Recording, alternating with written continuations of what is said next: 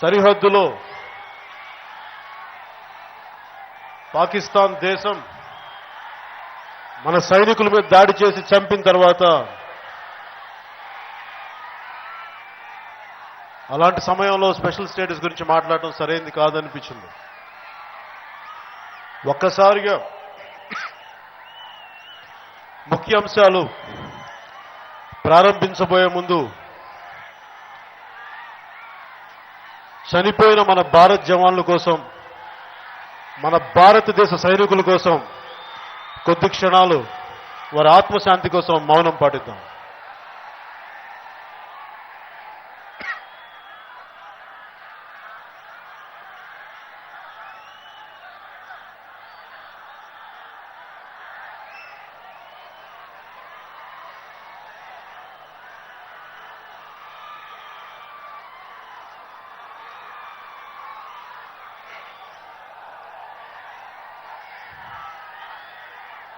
ఒకే ఒకసారి మన మాతృభూమికి, మన దేశానికి, మన జన్మభూమికి ఒకసారి జేజేలు కొట్టి సభను ప్రారంభిద్దాం. భారత్ మాతాకి!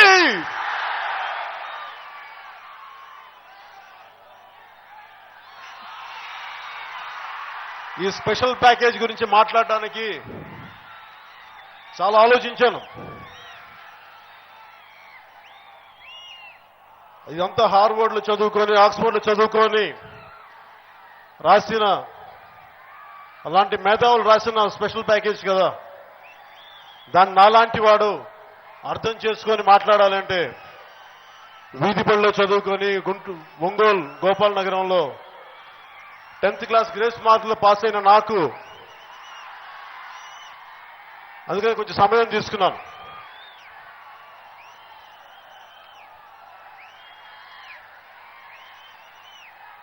ఈ స్పెషల్ ప్యాకేజ్ గురించి మాట్లాడడానికి, స్పెషల్ స్టేటస్ గురించి మాట్లాడడానికి చాలా ఉన్నాయి. మొన్న కాకినాడ సభలో కూడా చెప్పాను. మనకి ఓట్లు అడగడానికి వచ్చినప్పుడు చాలా సులువైన భాష, సరళమైన భాష, అర్థమయ్యే భాషలో మాట్లాడతారు. కానీ మనకిచ్చే సమయంలో మటుకు అస్సలు అర్థం కాని భాష, మనకి ఏమాత్రం ఇంట్రెస్ట్ లేకుండా ఉత్సాహం చచ్చిపోయేలాగా అలాంటి భాష వాడి మనల్ని తికమకలు పెట్టి ఎందుకులే వదిలేద్దాం అనుకుంటాం. అలాంటి పరిస్థితిలో ఉంటాం. అందుకనే నేను కొంచెం సమయం తీసుకున్నాను. సెంట్రల్ గవర్నమెంట్ ఆఫ్ ఇండియా ఈ రిలీజ్ చేసిన ప్రెస్ స్టేట్మెంట్ స్పెషల్ ప్యాకేజ్ మీద నేను రకరకాల నిపుణులతోటి, కేంద్ర స్థాయిలో పనిచేసిన ఆర్థిక శాస్త్రవేత్తలతోటి అందరితో కూర్చొని అర్థం చేసుకొని నేను ఈరోజు మీ ముందుకు వచ్చాను.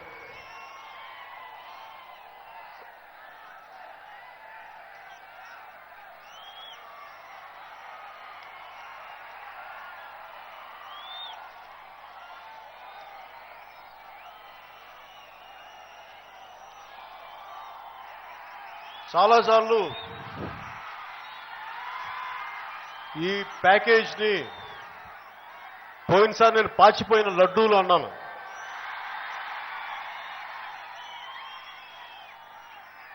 అంటే నాకు అవగౌరవపరచడమో ఇవన్నీ కాదు, కానీ ఎనలైజ్ చేసిన తర్వాత ఈ ప్యాకేజ్లో వాళ్ళు కొత్తగా ఇచ్చింది ఏమీ లేదు. మనకు రావాల్సిందే ఇచ్చారు, అంతకుమించి కొత్తగా అయితే ఏమీ లేదు.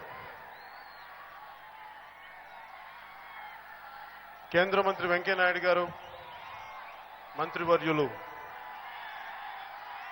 చాలా మంచిది ప్యాకేజ్, రాష్ట్ర ప్రభుత్వం కూడా చాలా మంచిది అని చెప్పి చెప్తా ఉన్నారు. నా ఉద్దేశం ఏంటంటే, పార్లమెంటు తలుపులు మూసి రాష్ట్రాన్ని విభజించచ్చు, ఎంపీలు పెప్పర్ స్ప్రేలు కొట్టచ్చు, తలుపులు మూసి రాష్ట్రాన్ని పద్ధతి పాడు లేకుండా అడ్డగోలుగా విభజించచ్చు. అలాగే స్పెషల్ స్టేటస్ ఇవ్వకపోతే ప్రాణాలు ఆరిపోతాయని అరుపులు కూడా వినొచ్చు. అవే గొంతులు స్పెషల్ స్టేటస్ రాకపోతే ఏమి అవ్వదు, పరుసు వేదు అన్న మాటలు వినొచ్చు. అలాగే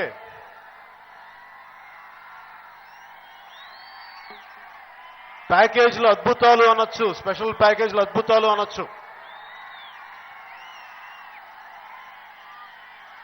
ఇవ్వని స్పెషల్ స్టేటస్ కి హీరోలు అయిపోయిన వాళ్ళు ఉన్నారు. చట్టబద్ధత లేని స్పెషల్ ప్యాకేజ్ కి సన్మానాలు చేయించుకున్న వాళ్ళు ఉన్నారు.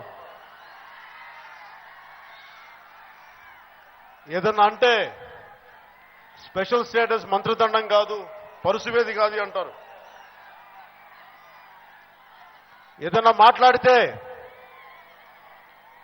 ఇంకా ఏదన్నా అడిగితే స్పెషల్ స్టేటస్ అనేది ఒక ముగిసిపోయిన అధ్యాయం అంటారు. ఢిల్లీ చట్టసభల్లో కూర్చున్న మీకు,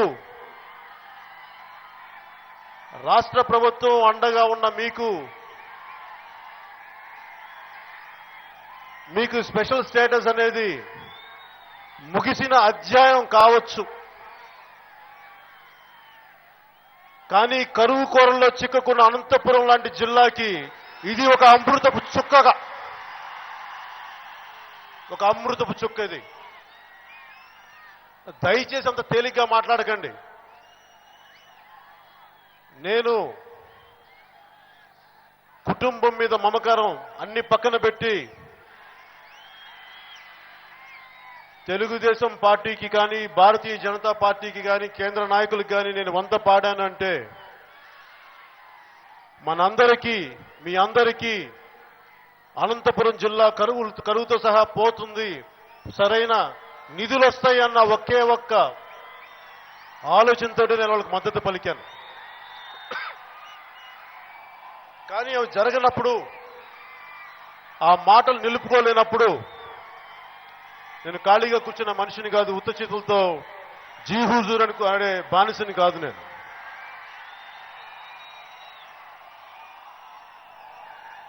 మీకు ఇది ముగిసిన అధ్యాయం కావచ్చు గాక, కానీ మీరు మమ్మల్ని వంచి మోసపుచ్చి ఎంతో నమ్మకం పెట్టుకున్న మాకు మీరు మాటలతో వంచారు, మోసం చేశారు. దీని నుంచి మీకు ఇది ముగిసిన అధ్యాయం కావచ్చేమో, కానీ దీని నుంచి ఒక సరికొత్త రాజకీయ అధ్యాయం మొదలు పెడతాం జనసేన పార్టీగా, మీ అందరి మద్దతుతో.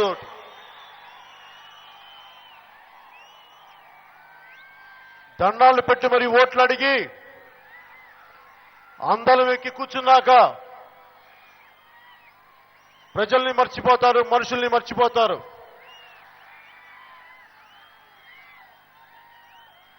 కదిరి దగ్గరున్న తిమ్మమ్మ మర్రిమాను కూడా భూమిలో పడి మొలిచి ఎదిగి అనేక శాఖలుగా పెరిగి ఒక చెట్టు కూడా కృతజ్ఞతతోటి ఏదైతే తనకి నీడనిచ్చిందో, ఏదైతే నాకు ఆశ్రయం ఇచ్చిందో ఆ భూమికి దాని ఊడల ద్వారా దండం పెడుతుంది. అలాంటిది మనకున్న సమకాలీన రాజకీయ వ్యవస్థ, రాజకీయ నాయకులు ఓట్లు అడిగి అవి చేస్తాం, మీకు అండగా నిలబడతామని చెప్పి ఈ రోజున మర్చిపోయి ఆకాశం వైపు చూస్తా ఉన్నారు. మనం కనిపించట్లా. వారు గుర్తుపెట్టుకోవాల్సింది ఏంటంటే, మీ మూలాలు, మీ కాళ్ళు, మీ పునాదులు మా ప్రజల దగ్గరే ఉన్నాయి, అవి ఎక్కడా లేవు. అనుకుంటే కూలదోస్తాం, మీరు నిలబడకపోతే కూలదోస్తాం.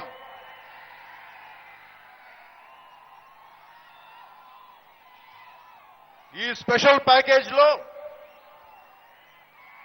తలా ఒక మాట్లాడతారు. అరుణ్ జైట్లీ గారు, finance minister, union finance minister Shri Arun Jaitley గారు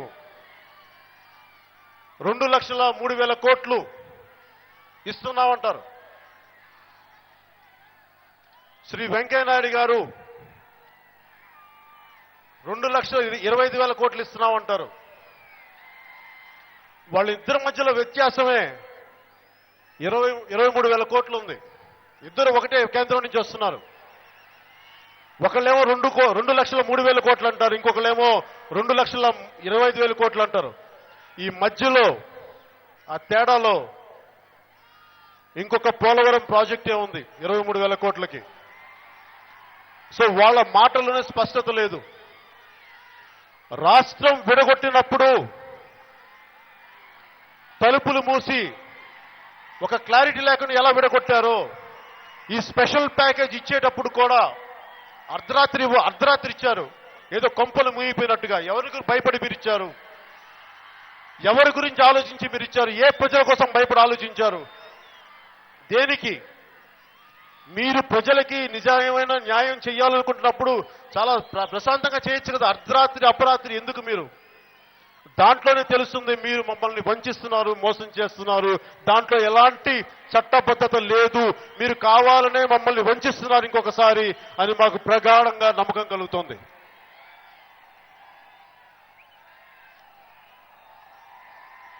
మొన్న నిపుణులతో కూర్చున్నప్పుడు వాళ్ళు ఇచ్చేది